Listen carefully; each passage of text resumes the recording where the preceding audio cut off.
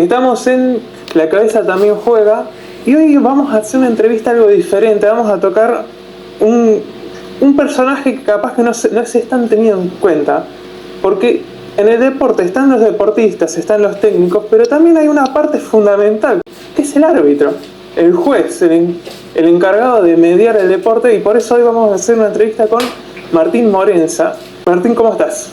Bien, muchachos, ¿ustedes cómo andan? La primera pregunta que quería hacer con esto del tema de la psicología deportiva es ¿cómo afecta la psicología el trabajo de un árbitro? Mira, yo lo que creo en mi caso particular, obviamente siempre voy a hablar desde mi experiencia y no me atrevo a hablar en general de los árbitros en sí, porque cada uno tiene su punto de vista. Lo que sí sé es que en décadas anteriores, siglo pasado, no tenía mucha importancia el tema de la psicología en el árbitro en sí, y se le empezó a dar mayor relevancia en este último siglo, digamos, más que nada en la última década, ¿no? Yo particularmente voy a la psicóloga, más allá de que no es deportiva, trato el tema del arbitraje con ella, y lo que a mí me ayuda mucho es, más allá de lo que pasa dentro de la cancha, a resolver situaciones que se pueden generar afuera, ¿sí? Del trabajo en sí como árbitro y de la convivencia dentro de la asociación. Claro, siempre una de las cosas que nos marcaban los psicólogos que entrevistamos es que muchas veces no están metidos necesariamente en el deporte, la psicología, sino que, como vos decís, capaz de intentar tocar otros temas y que el deportista de turno, en tu caso el árbitro, no vaya al partido pensando en es que me pasó esto en el trabajo, o es que voy a ser papá primerizo y estoy nervioso porque no sé cómo actuar, o lo que sea, ¿no? Vengo dando siempre este ejemplo del padre primerizo porque sé que es un momento de muchas emociones, y que a veces te puede afectar en tu trabajo, de que estés desconcentrado, estés pensando en otra cosa. Pero sí, ¿cómo crees que pueda llegar a afectar un poco el tema capaz de estar desconcentrado o de tener un mal día siendo árbitro? Bien, a ver, obviamente que todo lo que nos pasa en la vida nos afecta en todos los ámbitos, ¿no? Y bueno, en el trabajo obviamente que también se ve reflejado. Lo que yo hago cuando siento que estoy desconcentrado en un partido, que igual con el trabajo de la psicóloga no me pasa, porque el juego te demanda mucho realmente, tenés que estar al 100% los 90-95 minutos que se juega el partido. Lo que hago yo es repetir en qué lugar estoy, ¿sí? Supongamos que yo me desconcentro por una situación X durante unos segundos. Bueno, ¿qué hago yo? ¿Qué me sirve a mí? Digo, bueno, estás acá dirigiendo el equipo A contra el equipo B por X fecha de tal torneo, en tal estadio. Y ahí es como que en esos segundos donde uno, o por lo menos yo, repito esa frase, me vuelvo a meter en el partido. Bueno, ahí hablaste sobre la concentración, que la puedes sostener bastante bien, pero ¿qué es lo más difícil que te cuesta sostener mentalmente durante un partido? ¿Por ahí la presión, el ambiente o qué cosa? No, a ver, yo realmente estoy muy tranquilo cuando dirijo, no siento presión, no siento algún tipo de injerencia sobre mi trabajo. Sí, lo que a veces puede llegar a pasar es que los jugadores no entiendan cómo uno se comunica con ellos. Eso sí ocurre. Yo tengo un modo así muy tranquilo y cordial de comunicarme no solo con los jugadores, sino en la vida en general. Y hay, bueno, chicos que no son así, que también es una forma de ser y nada, es respetable, y no entienden el mensaje que uno les quiere dar desde el lugar de uno, que es en ese momento el de la autoridad, pero siempre tratando de ser respetuoso y entender que mi decisión no va a cambiar por más que ellos protesten y que crean que pueden hacer lo que quieren. Yo creo que un punto es ese, ¿no? El de que a veces uno se intenta comunicar con todos de la misma forma y no se puede.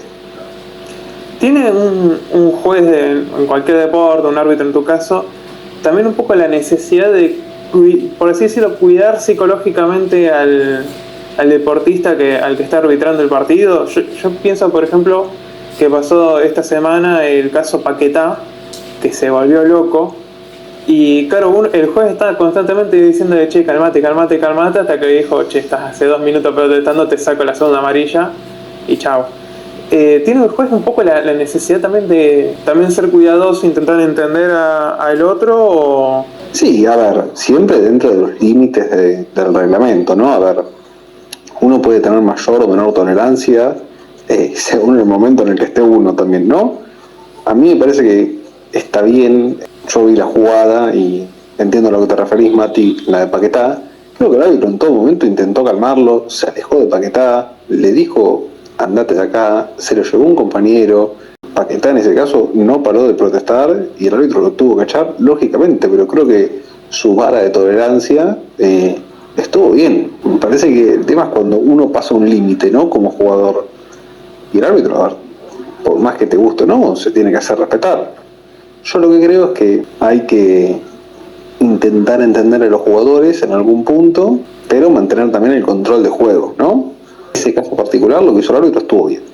Sí, hasta hay quienes dicen que se pasó de paciente de Pablo. ¿Alguna vez te pasó algún caso similar como el de Paquetá, por ejemplo, del fin de semana? Mira, tan así evidente, no. Sí me acuerdo que he tratado de calmar a jugadores que me he dado cuenta que estaban fuera de sí, no pude y los tenés que terminar echando, no en la misma jugada como pasó en este caso, sino minutos después por una falta o una protesta también así fuera de lugar. Pero en el caso particular así como el que pasó con Paquetano, pero sí en momentos después, digamos, o jugadas después. Y otro tema que uno piensa mucho intentando ponernos en los pies del árbitro es lo atacada que es esa función, ese trabajo. En todas las canchas vas a escuchar a alguien haciendo un insulto, acordándose de la madre o de la hermana del árbitro de turno. ¿Cómo maneja un árbitro esas situaciones? Bueno, a ver, yo creo que también medio que van cada uno. A mí la verdad que lo que me pueden llegar a decir de afuera, medio que no me importa y que se entienda lo que voy a decir. Si vos querés ser árbitro y que no te puteen, y le erraste de profesión. Vos tenés que entender que por más que te guste o no, estemos de acuerdo o no, sea una falta de respeto o no, pasa. Y va a seguir pasando, quizás en mayor o menor medida, pero nunca se va a erradicar, me parece, los discursos estos así medio de odio, por decirlo en algún punto. A mí la verdad que no me afecta, porque yo sé muy bien cómo hago mi trabajo y de qué manera lo hago. Obviamente todos nos equivocamos, eso de que hay árbitros que no se equivocan es una mentira. Todos los árbitros alguna vez cometieron un error, por más mínimo o grave que sea, ¿sí? Eso sepanlo. Con respecto al error, ¿cómo manejás una situación donde por ahí, no sé, expulsaste, te das cuenta más luego que expulsaste mal a un jugador o era dudoso? ¿Cómo manejás esa situación para que no te condicione el resto del partido? Bien, a ver, mi pensamiento es el siguiente. Yo cometí un error o me entero que cometí un error, ¿sí? No creo que la compensación sea buena, ¿sí? Porque ahí estaría cometiendo 2 errores. Es dejar el error atrás y seguir con el partido y tratar de que llegue a buen puerto una vez que terminen los 90 o 95 minutos. En ese sentido, el factor de las redes sociales, bueno, yo entiendo que vos por tu edad toda la vida ya coincidiste con las redes sociales, pero viste que ahora siempre sale en la red social la fotito, la repetición, que capaz que un árbitro en el momento que no tiene las herramientas no ve que Juancito, el que se cayó en el área, fue porque uno lo toca penitas atrás y lo pisó o algo. ¿Afectan las redes sociales un poco a eso, el tema mental, el tema de volver a recibir más insultos, que te estén marcando, che, estás haciendo mal tu laburo? Por eso, por la exigencia que hay ahora de que siempre está la fotito, siempre está la repetición, siempre está el análisis ultra detallado, que a veces está incorrecto, pero lo detallan de más y para buscarle el pelo al huevo. ¿Afecta en la mentalidad de eso? Las redes sociales. La verdad que siempre depende de quién venga, Mati. A ver, obviamente si esto de que decís vos de buscarle el pelo al huevo, eso existe y existió toda la vida, más ahora potenciado con las redes sociales y con, bueno, toda la visibilidad que hay en cuanto al deporte en sí.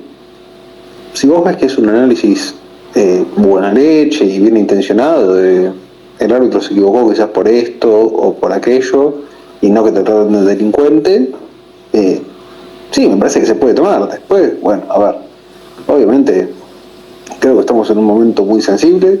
Yo no digo que la gente hay que entenderla, pero creo que en este momento particular todo se pone en tela de juicio, sobre todo la honestidad de los árbitros. Y creo que eso no está bueno, pero también entiendo por qué se llegó a eso. ¿Y vos consumís lo que dicen de vos o tratás de no mirar nada? No, a ver, yo siempre miro los partidos que dirijo, sobre todo para intentar corregir errores propios, ¿sí? Y los miro con los relatos, eso sí, no, la verdad que no me molesta, porque sé cómo es el juego de los periodistas partidarios. Pero bueno, a ver, no, yo me considero muy autocrítico y, o sea, no necesito que alguien que no es árbitro me diga por qué me equivoqué. Si me lo hizo un colega, bienvenido sea, pero a ver, porque me entiende y entiende la profesión, ¿no? A eso voy. Pero después, nada, lo que pueden llegar a decir, la verdad que me tiene sin cuidado realmente. Creo que son un caso medio raro en ese sentido, de esa fortaleza mental capaz para ignorar el comentario de fuera. ¿Te ha pasado alguna vez de ver a algún compañero tuyo, no sé, al linier, que realmente se ve afectado porque están constantemente atacándolo o atacándola, en caso de que sea una mujer, una jueza? Sí, ha pasado. Sé de compañeros que han cerrado su cuenta, por ejemplo, de Instagram porque los han increpado por ahí, por el mensaje directo. Pero qué sé yo, es como se lo toma cada uno y también cómo se viralizan las cosas, ¿no? Pero bueno, a ver, yo creo que la gente tiene derecho a expresarse y está bien.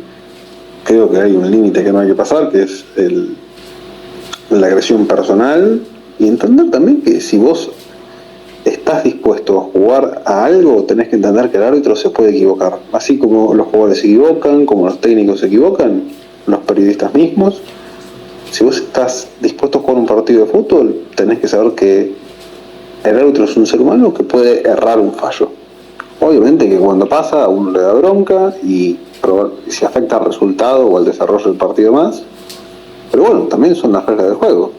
Una vuelta hay una declaración de Pierluigi Collina, que fue el árbitro de la final del Mundial 2002, y es el director de árbitros de la FIFA, que dijo que el fútbol no es un juego perfecto y sin embargo al árbitro se le pide que sea perfecto. Y yo coincido mucho con lo que dice porque, a ver, uno siempre tiene que buscar la excelencia, no estoy diciendo eso, pero también tiene que saber que se puede equivocar porque es un ser humano. Normalmente cuando hay un arbitraje bueno, el árbitro pasa desapercibido, eso es una realidad. Yo creo que eso es también una virtud, que no se hable del árbitro después del partido. Pero también, por ejemplo, doy un ejemplo que se me viene en la mente ahora. La final de la última Copa Argentina entre Independiente Rivadavia y Argentinos. El árbitro tuvo muchas decisiones importantes, quedó entre comillas expuesto, pero hizo una tarea, a mi entender, excelente. No sé si vieron el partido o se acuerdan, que termina definiendo superfinales. Pero bueno, tuvo decisiones importantes y de hecho en un momento echa al técnico de Independiente Rivadavia en una situación un tanto escandalosa y la verdad que estuvo bien. O sea, más allá de quedar frente a la cámara y no pasar desapercibido, nada, está para hacer justicia.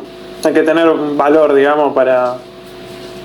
No sé si valor es la palabra, pero, digamos, No, bueno, entiendo Saber- lo que vas a pedir. Entiendo saber lo que que vas a vas seguir la con foto, pero hacerlo igual, aunque sepas eso, que vas a hacer en la portada, que te pueden llevar crítica de todos lados.